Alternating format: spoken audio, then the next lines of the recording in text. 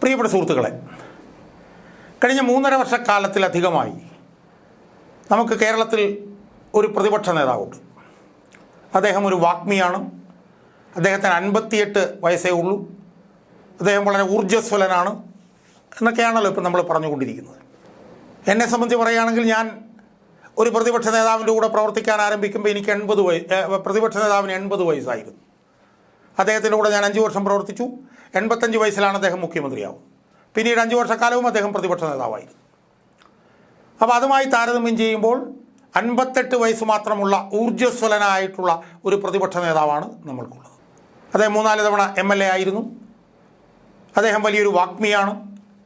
അദ്ദേഹത്തിൻ്റെ നിയമസഭാ ഇതിലെ അവതരണങ്ങളൊക്കെ വലിയ സംഭവങ്ങളായി സാമൂഹ്യ മാധ്യമങ്ങളിലൊക്കെ ഉയർത്തിക്കാട്ടപ്പെടാറുണ്ട്.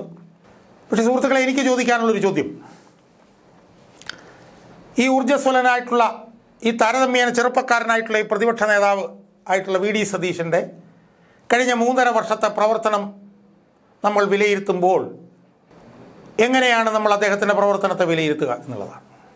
സുഹൃത്തുക്കളെ, നമുക്കറിയാമല്ലോ, കേരളത്തിൽ ഒരുപക്ഷെ 987 ശേഷം ഇത്രയേറെ ചീഞ്ഞെളിഞ്ഞ് പുഴുത്ത് നാറിയ ഒരു സർക്കാർ ഉണ്ടായിട്ടുണ്ടാവും എന്ന് തോന്നുന്നില്ല. കേരളത്തിൽ EMS മുഖ്യമന്ത്രിയായിട്ടിരുന്നിട്ടുണ്ട്, നായനാർ മുഖ്യമന്ത്രിയായിട്ടിരുന്നിട്ടുണ്ട്, VS അച്യുതാനന്ദൻ മുഖ്യമന്ത്രിയായിരുന്നിട്ടുണ്ട്.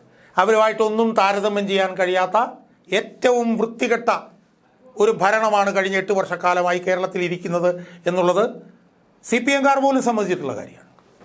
നിർഭാഗ്യവശാൽ 2021 അധികാരത്തിൽ വന്നു. കോവിഡും പെൻഷനും കിറ്റും ഒക്കെ പറഞ്ഞുകൊണ്ട് അധികാരത്തിൽ വന്നു. പക്ഷേ 2019 നടന്ന ലോക്സഭാ തെരഞ്ഞെടുപ്പിൽ ഒരു സീറ്റേ കിട്ടിയുള്ളൂ. ഇപ്പോൾ 2024 നടന്ന ലോക്സഭാ തെരഞ്ഞെടുപ്പിലും ഒരു സീറ്റേ കിട്ടിയുള്ളൂ. ആ നിലയിൽ പൂത്ത് ചീഞ്ഞ് പുഴുത്തു നാറിയ ഒരു സർക്കാർ. എത്രയെത്ര അഴിമതി ആരോപണങ്ങൾ മുഖ്യമന്ത്രിക്കെതിരെയൊക്കെ തന്നെ, എത്രയെത്ര അഴിമതി ആരോപണം, സ്വർണ്ണക്കള്ളക്കടത്ത്, ഡോളർ കള്ളക്കടത്ത്, അയാളുടെ മകളെക്കുറിച്ച് ആരോപണം, ഭാര്യയെക്കുറിച്ച് ആരോപണം. നമ്മൾ കേരളത്തിൻ്റെ ചരിത്രത്തിൽ ഒരു CPM മുഖ്യമന്ത്രിയും ഇതുപോലെ നാണം കെട്ട ഒരവസരം ഉണ്ടായിട്ടുണ്ടാവും എന്ന് തോന്നുന്നില്ല. CPM എന്ന് പറഞ്ഞ പാർട്ടി ഇത്രയും ജീർണിച്ച ഒരവസരം കേരളത്തിൻ്റെ ചരിത്രത്തിൽ ഉണ്ടായിട്ടുണ്ടോ? കസേര എടുത്തിട്ട് അങ്ങോട്ടും ഇങ്ങോട്ടും അടിക്കുകയാണ്. അമീറുൽ ഇസ്ലാമിന് പകരം ഗോവിന്ദച്ചാമിയാണ് ലോക്കൽ കമ്മിറ്റി സെക്രട്ടറി എന്ന് വനിതാ സഖാക്കൾ പറയുകയാണ്. സ്ത്രീ പീഡകരെ അധികാര സ്ഥാനത്ത് നിന്ന് മാറ്റൂ എന്ന് പറഞ്ഞുകൊണ്ട് വനിതാ സഖാക്കൾ അവരുടെ പാർട്ടി ഓഫീസിന് നേരെ പ്രകടനം നടത്തുന്ന ഒരു സാഹചര്യം കേരളത്തിൽ കണ്ടുകൊണ്ടിരിക്കുകയാണ്. CPM-ൻ്റെ അണികൾ തന്നെ വ്യാപകമായി BJPക്ക് വോട്ട് ചെയ്യുന്നത് നമ്മൾ കണ്ടുകൊണ്ടിരിക്കുകയാണ്. 2024 നടന്ന തെരഞ്ഞെടുപ്പിൽ കട്ടിച്ച് 20,000 വോട്ടിന് ഒരു ലോക്സഭാ സീറ്റ് മാത്രമാണ് കിട്ടിയത്. 20-ൽ 19 പോയി. പാർട്ടി പുഴുത്തു നാറി. ഇപ്പോൾ നടന്നുകൊണ്ടിരിക്കുന്ന സമ്മേളനങ്ങളിലൊക്കെ വലിയ തോതിലുള്ള വിമർശനം പാർട്ടിയുടെ നേതാക്കന്മാർ കേട്ടുകൊണ്ടിരിക്കുന്നു. എത്രയെത്ര വിഷയങ്ങൾ, ഇപ്പോൾ ഏറ്റവും പുതിയതായി വന്നിട്ടുള്ള ഈ നവീൻ ബാബുവിൻ്റെ മരണവുമായി ബന്ധപ്പെട്ടുള്ള വിഷയങ്ങൾ, അങ്ങനെ എത്രയെത്ര വിഷയങ്ങൾ. ഇത്രയേറെ വിഷയങ്ങൾ ഉണ്ടായിട്ടും ഈ കഴിഞ്ഞ 3.5 വർഷത്തിനിടയിൽ ഈ VD സതീശൻ എന്ന് പറഞ്ഞ പ്രതിപക്ഷ നേതാവിന് എന്ത് ഇമ്പാക്റ്റാണ് പ്രതിപക്ഷ നേതാവ് എന്നുള്ള നിലയിൽ കേരളത്തിൽ ഉണ്ടാക്കാൻ കഴിഞ്ഞിട്ടുള്ളത് എന്ന് നെഞ്ചത്ത് കൈവച്ച് നമ്മളൊന്ന് ചോദിച്ചു നോക്കിയേ. കഴിഞ്ഞ 3.5 വർഷക്കാലമായി എത്ര ജനകീയ മുന്നേറ്റങ്ങൾക്ക് നേതൃത്വം നൽകാൻ ഇയാൾക്ക് കഴിഞ്ഞിട്ടുണ്ട്? എത്ര സമരങ്ങൾക്ക് നേതൃത്വം നൽകാൻ ഇദ്ദേഹത്തിന് കഴിഞ്ഞിട്ടുണ്ട്? ഒരു 5000 പേരെ അണിനിരത്തി സെക്രട്ടേറിയറ്റിന് മുന്നിൽ ഒരു സമരം നടത്താൻ ഈ VD സതീശന് കഴിഞ്ഞിട്ടുണ്ടോ? ഇപ്പോൾ ഈ നവീൻ ബാബുവിൻ്റെ വിഷയം തന്നെ, ഈ നവീൻ ബാബുവിൻ്റെ വിഷയം UDF സർക്കാർ അധികാരത്തിലിരിക്കുമ്പോഴാണ് നടന്നിരുന്നതെങ്കിൽ എന്നേ ആ ഗവൺമെൻറ് അധികാരത്തിൽ നിന്ന് പോകുമായിരുന്നു. ഞാനൊരു സാധാരണക്കാരനായിട്ടുള്ളൊരു മനുഷ്യനാണ്. ഞാൻ പോലും 10-40 വീഡിയോകളാണ് ഈ നവീൻ ബാബുവിൻ്റെ വിഷയത്തിൽ ചെയ്തിട്ടുള്ളത്. ഈ VD സതീശൻ എന്ത് പ്രവർത്തനം നടത്തിയിട്ടുണ്ട്, എന്ത് പ്രസ്താവന നടത്തിയിട്ടുണ്ട്, എന്ത് സമരങ്ങൾക്ക് നേതൃത്വം നൽകിയിട്ടുണ്ട്? ഏതെങ്കിലും ഒരു വിഷയത്തിന് ഇയാൾക്ക് കോടതിയിൽ പോകാൻ കഴിഞ്ഞിട്ടുണ്ടോ സുഹൃത്തുക്കളെ ഈ 3.5 വർഷക്കാലമായി? ഞാൻ 80 വയസ്സുള്ള VS അച്യുതാനന്ദൻ്റെ കൂടെ 5 വർഷം ജോലി ചെയ്തു. എത്രയോ വിഷയങ്ങളാണ് VS അച്യുതാനന്ദൻ ഈ പറഞ്ഞതുപോലെ കോടതികളിലേക്ക് കൊണ്ടുവന്നത്. എത്രയെത്ര വിഷയങ്ങൾ. 10-20 വർഷക്കാലത്തെ സമരത്തിന് ശേഷമല്ലേ R ബാലകൃഷ്ണപിള്ളയെ അദ്ദേഹം ജയിലിലാക്കിയത്. ഓൺലൈൻ ലോട്ടറിക്കെതിരായിട്ടുള്ള സമരം, ഐസ്ക്രീം പാർലർ വിഷയവുമായി ബന്ധപ്പെട്ടുള്ള സമരം, അതുപോലെ തന്നെ എത്രയെത്ര സമരം, പതികെട്ടാന്, പൂയംകുട്ടി, എത്രയെത്ര സമര പോരാട്ടങ്ങളിൽ ഇരകൾക്കൊപ്പം നിന്ന് VS അച്യുതാനന്ദൻ സമരം ചെയ്തു. ഈ 58 വയസ്സുകാരനായിട്ടുള്ള VD സതീശൻ കഴിഞ്ഞ 3.5 വർഷക്കാലത്തിനിടയിൽ എന്ത് സമരത്തിനാണ് നേതൃത്വം നൽകിയത്? ഏതെങ്കിലും ഒരു സമരത്തിന് അയാൾക്ക് നേതൃത്വം നൽകാൻ കഴിഞ്ഞിട്ടുണ്ടോ സുഹൃത്തുക്കളെ? ചുമ്മാ കുറേ പ്രസ്താവനകളും കുറേ പത്രസമ്മേളനങ്ങളും നടത്തുന്നതല്ലാതെ എന്താണ് അയാൾക്ക് ചെയ്യാൻ കഴിഞ്ഞിട്ടുള്ളത്? ഏത് സമരമുഖങ്ങളാണ് അയാൾ ഉയർത്തിയിട്ടുള്ളത്?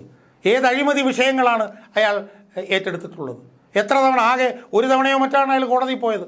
വേറൊരു തവണ കോടതിയിൽ പോയി കോടതി ഔറ്റൂട്ടെ കളഞ്ഞു. അയാൾ പ്രതിപക്ഷ നേതാവ് രമേശ് ചെന്നിത്തലയുമായി ചേർന്ന് ക്യാമറയുടെ കാര്യത്തിൽ കോടതിയിൽ പോയി. അതൊന്നും കേൾക്കുന്ന പോലുമില്ല. ഇപ്പോൾ ഇത്രയും കഴിവുകെട്ട ഒരു പ്രതിപക്ഷ നേതാവ് കേരളത്തിൻ്റെ ചരിത്രത്തിൽ ഉണ്ടായിട്ടുണ്ടാകുമെന്ന് തോന്നുന്നില്ല. എന്നിട്ട് എവിടെയെങ്കിലും ഉപതെരഞ്ഞെടുപ്പ് ജയിച്ചാൽ എട്ടുകാലി മമ്മൂഞ്ഞിനെ പോലെ അയാൾ രംഗത്ത് വരും. അയാൾ തെരഞ്ഞെടുപ്പിന് മുമ്പ് തന്നെ പ്രഖ്യാപിക്കും, തോറ്റാൽ ഉത്തരവാദി ഞാൻ എന്ന് പറഞ്ഞാൽ ജയിച്ചാൽ ഉത്തരവാദി ഞാനും എന്നാണല്ലോ. ഉപതെരഞ്ഞെടുപ്പുകളിലൊക്കെ ജയിക്കുമെന്നറിയാം, പക്ഷേ തോറ്റാൽ ഉത്തരവാദി ഞാൻ എന്ന് പറഞ്ഞു പോകും. ഇയാൾ പ്രതിപക്ഷ നേതാവായിരിക്കുമ്പോഴല്ലേ തൃശ്ശൂരിൽ ബി ജെ പി സീറ്റ് നേടിയത്? അവിടെ അയാൾക്ക് ഉത്തരവാദിത്തം ഇല്ലേ? കേരളത്തിൻ്റെ ചരിത്രത്തിൽ ആദ്യമായിട്ടല്ലേ ബി ഒരു ലോക്സഭാ സീറ്റ് നേടുന്നത്? PD സതീശന് ഉത്തരവാദിത്തം ഇല്ലേ? ചേരക്കരയിൽ 12,000 വോട്ടിന് ജയിച്ചില്ലേ UDF LDF? ഉത്തരവാദിത്തം ഇല്ലേ? അപ്പം ഈ നിലയിൽ ഒരു സമരങ്ങൾക്ക് നേതൃത്വം നൽകാതിരിക്കുക, കാര്യം മമ്മൂഞ്ഞിനെ പോലെ സർക്കാർ വിരുദ്ധ വികാരം കൊണ്ട് ജയിച്ചു കഴിയുമ്പോൾ താനാണെന്ന് പറയുക, ഇതൊക്കെയല്ലേ ഇയാളുടെ പരിപാടി? ഞാൻ ഈ വീഡിയോയിലൂടെ സൂചിപ്പിക്കാൻ പോകുന്നത്, ഈ VD സതീശൻ എന്ന് പറഞ്ഞ പ്രതിപക്ഷ നേതാവ് രമേശ് ചെന്നിത്തല എന്ന് പറയുന്ന മുൻ പ്രതിപക്ഷ നേതാവിൽ നിന്ന് പല പാഠങ്ങളും പഠിക്കാനുണ്ട് എന്നാണ്. 2016-21 കാലത്ത് പ്രതിപക്ഷ നേതാവായിരുന്നത് രമേശ് ചെന്നിത്തല ആയിരുന്നല്ലോ.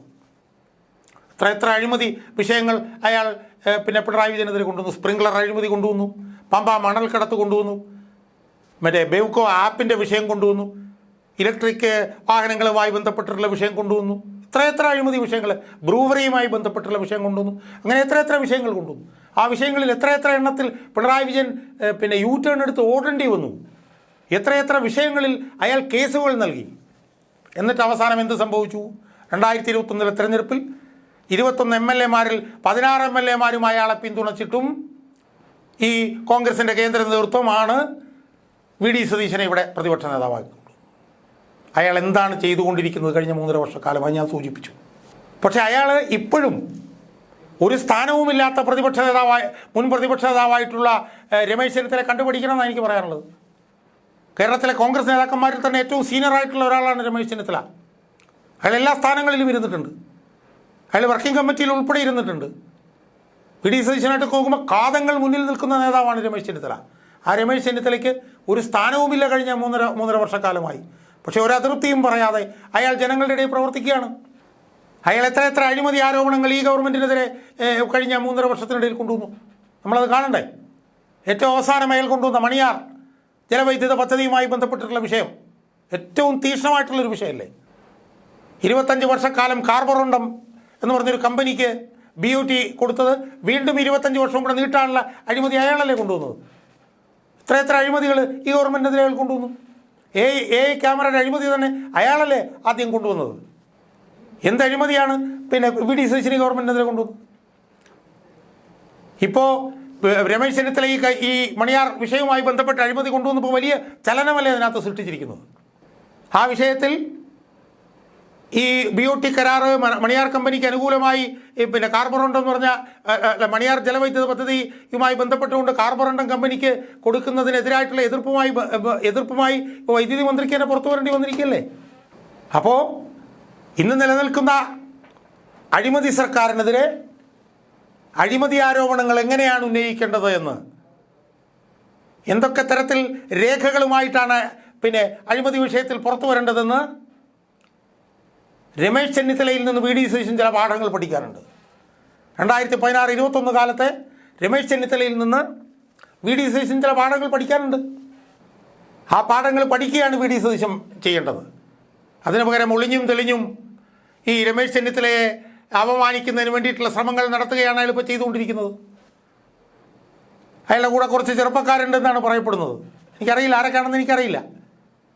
അവരോടൊക്കെ എനിക്ക് ചോദിക്കാനുള്ള ചോദ്യം, ഈ ഗവൺമെൻറ്റിൻ്റെ അഴിമതിക്കെതിരായിട്ടുള്ള എത്ര സമര പോരാട്ടങ്ങൾക്കാണ് അവർ നേതൃത്വം കൊടുത്തിട്ടുള്ളത്? ഞാൻ അവരുടെ ഒന്നും പേരുകൾ എടുത്ത് പറയുന്നില്ല. അതുകൊണ്ട് എനിക്ക് സൂചിപ്പിക്കാനുള്ളത്, VD സതീശൻ എന്ന് പറഞ്ഞ കേരളത്തിലെ പ്രതിപക്ഷ നേതാവ് രമേശ് ചെന്നിത്തല എന്ന് പറയുന്ന മുൻ പ്രതിപക്ഷ നേതാവിൽ നിന്ന് ഒരുപാട് പാഠങ്ങൾ പഠിക്കാനുണ്ട്. കോൺഗ്രസിലെ ഏറ്റവും മുതിർന്ന നേതാക്കന്മാരിൽ ഒരാളായിട്ടും ഒരു സ്ഥാനവും കോൺഗ്രസ് പാർട്ടിയിൽ ഉണ്ടാകാതിരുന്നിട്ടും അച്ചടക്കമുള്ള പ്രവർത്തകനായി നിന്നുകൊണ്ട് ഗവൺമെൻറ്റിൻ്റെ അഴിമതികൾക്കെതിരെ നിരന്തരം പോരാടുന്ന ഒരു നേതാവാണ് രമേശ് ചെന്നിത്തല എന്നാണ് ഞാൻ അദ്ദേഹത്തെ മനസ്സിലാക്കിയിട്ടുള്ളത്. ആ നേതാവിൽ നിന്ന് വി ഡി സതീശൻ ഒരുപാട് പാഠങ്ങൾ ഇനി പഠിക്കാനുണ്ട് എന്നാണ് എനിക്ക് സൂചിപ്പിക്കാനുള്ളത്. അങ്ങനെ പഠിക്കാത്തത് കൊണ്ടാണ് കേരളം കണ്ടിട്ടുള്ളതിൽ വെച്ച് ഏറ്റവും കഴിവുകെട്ട ഒരു പ്രതിപക്ഷ നേതാവ് എന്ന് ജനങ്ങൾ വി ഡി സതീശനെ കുറിച്ച് പറയുന്നത് എന്നാണ് എനിക്ക് ഈ അവസരത്തിൽ സൂചിപ്പിക്കാനുള്ളത്.